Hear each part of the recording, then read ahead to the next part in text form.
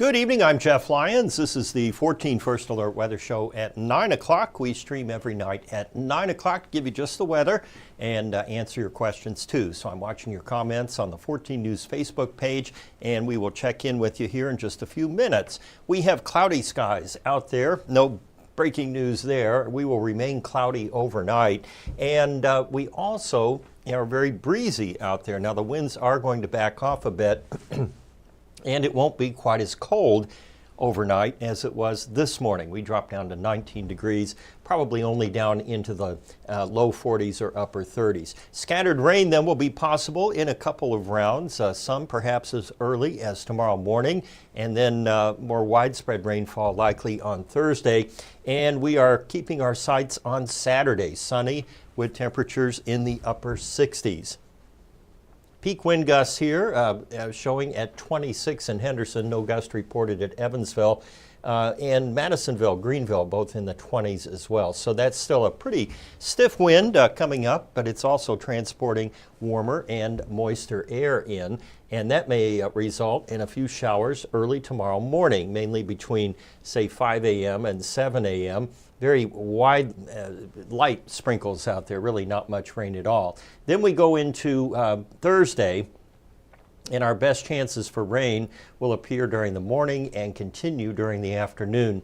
Very underwhelming rainfall potential here, with generally less than a tenth of an inch at most locations there. The model is really having a hard time latching on to the solution here, and we're having a hard time kind of decoding it. And just looking at the map and the moisture and the way things are unfolding, I would expect some scattered showers out there, but it's not being modeled very well for tomorrow or for Thursday. So the bottom line here is expect some rain Thursday, and then much warmer for the weekend, with skies clearing out and that temperature topping out in the upper 60s, 67 degrees. We're at 45 right now. The temperature continues to climb.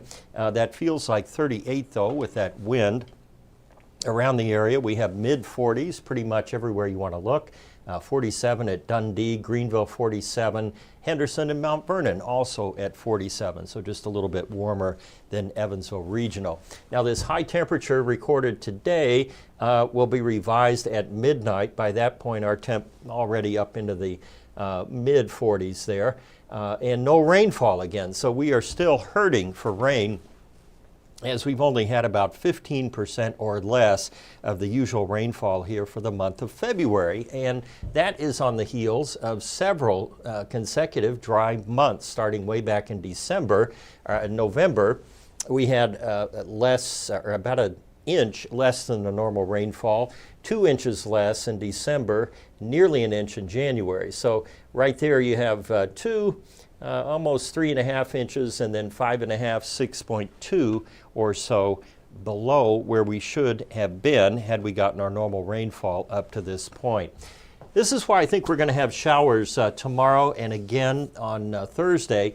If you look at the radar picture right now, there are some bands of very light rain moving across, and it wouldn't surprise me to see a little bit of that make it to the ground as we get into tomorrow. The cold front that will trigger this will kind of breeze through. It will knock the temperature back just a bit on Thursday. We'll probably be right around 50 or so, and then return to the mid to upper 50s and lower 60s on Friday, and then upper 60s on Saturday as high pressure moves in and dries everybody out. The GFS is hanging on to that rain in the late model here, so we are hanging on to it as well. But the shorter range, higher resolution model is really having a hard time parsing it out. Saturday, Sunday, we are dry Saturday and sunny. Sunday, clouds move in, and then rain returns during the afternoon and into Monday. Behind that, we have easterly or northeasterly winds, and that's going to cool us down a bit. Let's have the European weigh in here. Still dry for the weekend, and then a chance of rain coming in there for the first part of next week. If you remember last night, it was depicting snow, so it is now realizing that the warmer air is probably going to win the day, and we have more rain possible then for the first half of next week. 38 tonight for the low, highs tomorrow in the middle 50s. Again, maybe a scattered shower in the morning, and then the best chance of rain for the week comes on Thursday, a 60% chance. We dry out, and then more rain coming up for the first few days of next week. And we will maintain warmer than normal temperatures through the 10th of March. It looks right now like March is coming in like a lamb. There's no weather, no storms showing up in that longer range forecast. All right. This is Marilyn and Manson, and this came from Jamie Lyle, her dogs. I like that name there, Marilyn and Manson, Marilyn Manson. That goes back a little way. I'm trying to think when Marilyn Manson really made a scene. I mean, often, but it seems like we did news stories. Marilyn Manson was coming to town or something, and people were up in arms. Hard to believe, isn't that? All right, we'll let Marilyn and Manson hang out back there, and while we're doing that, we will check out your questions and see what we have here. There we are. All right. Shelley Allman, good evening. Good evening, Shelley. And Cheyenne Hammond's in there. Good evening. Suzanne Daly, good evening. It sure was cold today. You know, it seemed like it. It was actually warmer today than it was yesterday, but you tack in a 20-mile-an-hour wind. It kind of knocks the wind out of all that, no pun intended. Enjoyed part 2 with Byron Douglas. Oh, yeah, on my podcast. That's already up, huh? He's supposed to premiere tomorrow, but anyway, you got the sneak preview there, Jeff Miller. So glad you watched. We do have an out and about. We're going to go to the dairy farm here in just a couple of minutes. Zach Seats, good evening. Just wanted to say some Facebook hype pages are claiming multi-day severe weather for everything. Yeah, I know. Just scroll by them or don't follow those things. I'll tell you, they'll do anything for clicks. It's really kind of depressing when you think about it. Well, here's something that'll cheer you up if you're depressed about, hype weather pages or something else, maybe the cloudy days. I was out, this was, let me think, about 2 weeks ago. There's still snow on the ground in the video. And we got out and saw how dairy farm work. I was with John Rexing and his grandsons to kind of just take a tour around the farm. I'd never been on a dairy farm before. And this is what we found. I'm Jeff Lyons, out and about today at the Rexing Dairy Farms with John Rexing, the patriarch here, the granddaddy of all the dairy farmers. How you doing, John? I'm doing great. Tell me about your farm. Well, we've got a dairy herd here, which we've had around for a long time. We milk about 70 cows. I've got 2 sons. They're not here, they're on vacation, but these 2 grandsons here are helping. And they're the 3rd generation, so it seems like they enjoy it, which I'm glad for that. I think he's got a little bit more of a weight. You gotta like these cows anyway. That really, if you like them, it just works a lot easier, and they seem to. So we number our cows, and you have certain numbers you enjoy more than others. You know the way they act or the way they're going to behave, and you really start to notice different personalities, to say, in other cows. That these cows are treated better than most animals are, or your pets, to say. They get fed twice a day and just about as much as they want. They have pastures out here. They can freely roam. The only time we force them to do anything is for a little bit in the morning and the afternoon. And other than that, they have free range to do whatever they want.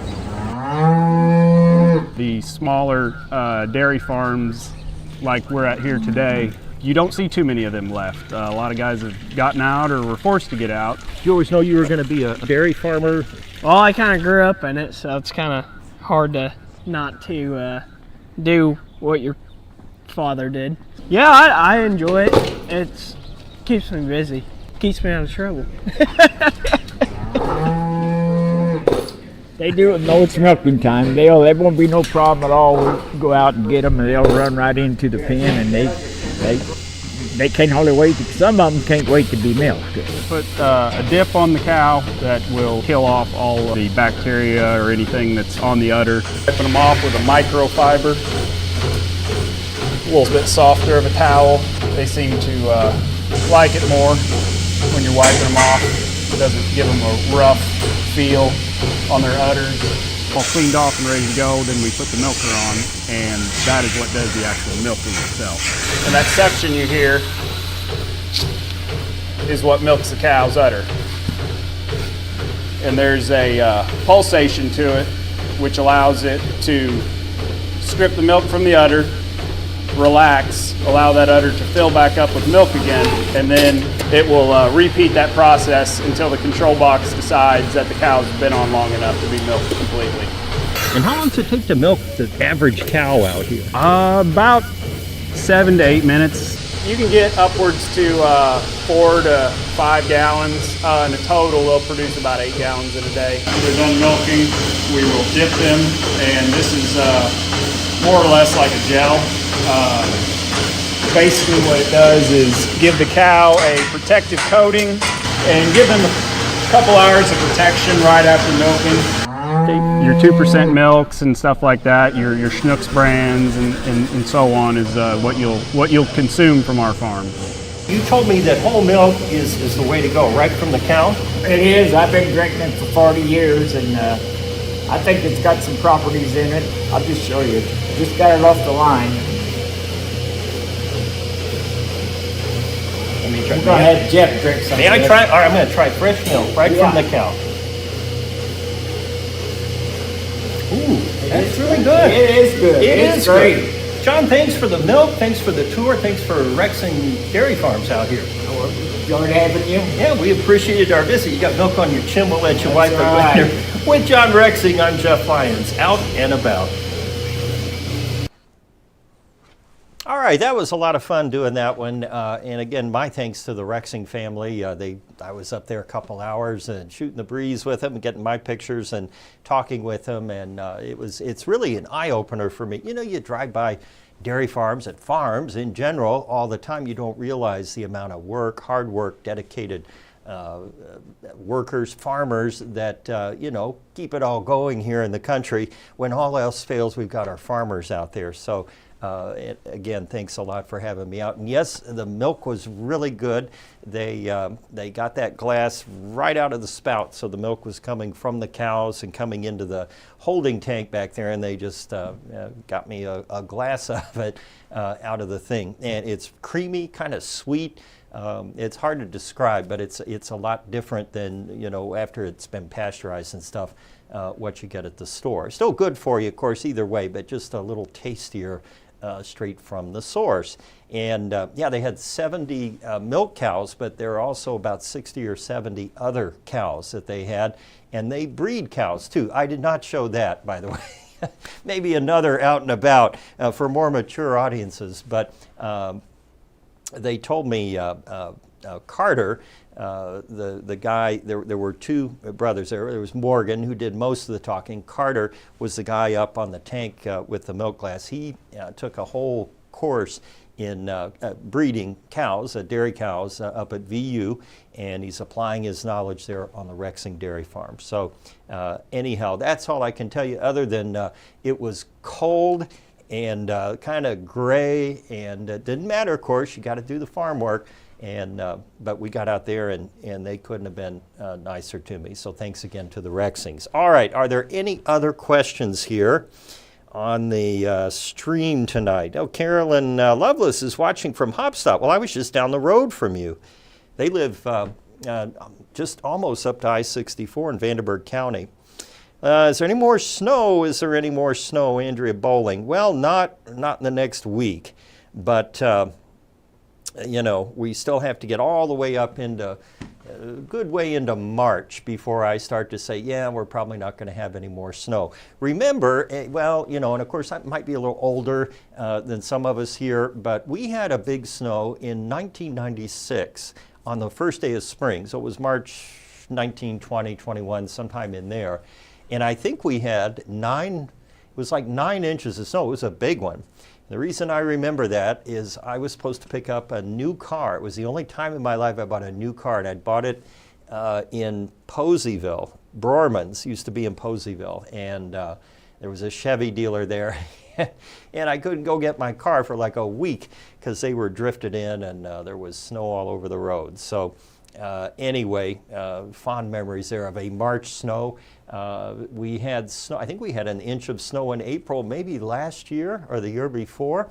So yeah, you know, don't write off the snow just yet. You know, there's always, always tomorrow or next week to get that snow in here. That's all I have for you tonight. I will run the questions here again one more time, since we're a little short. Short and sweet, right? Okay. I think we got everybody else. Chris Smith wants to see more out and abouts on here. Well, I try to do one out and about a week, and they always run on Monday. First on Arden Show at noon, and then on 14 News at 4. And then I meant to run it on here last night, and I didn't have it loaded into the system. So we kind of broke protocol here and ran it tonight.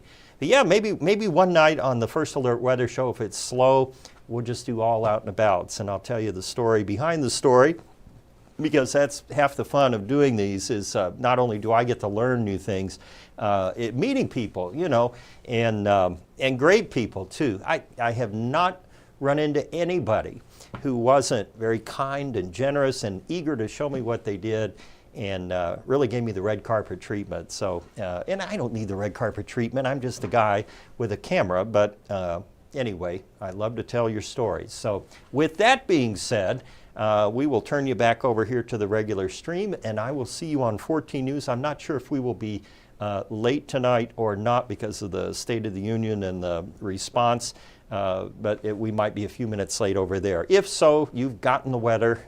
You can drift off to sleep. I'll see you on 14 News whenever it comes on.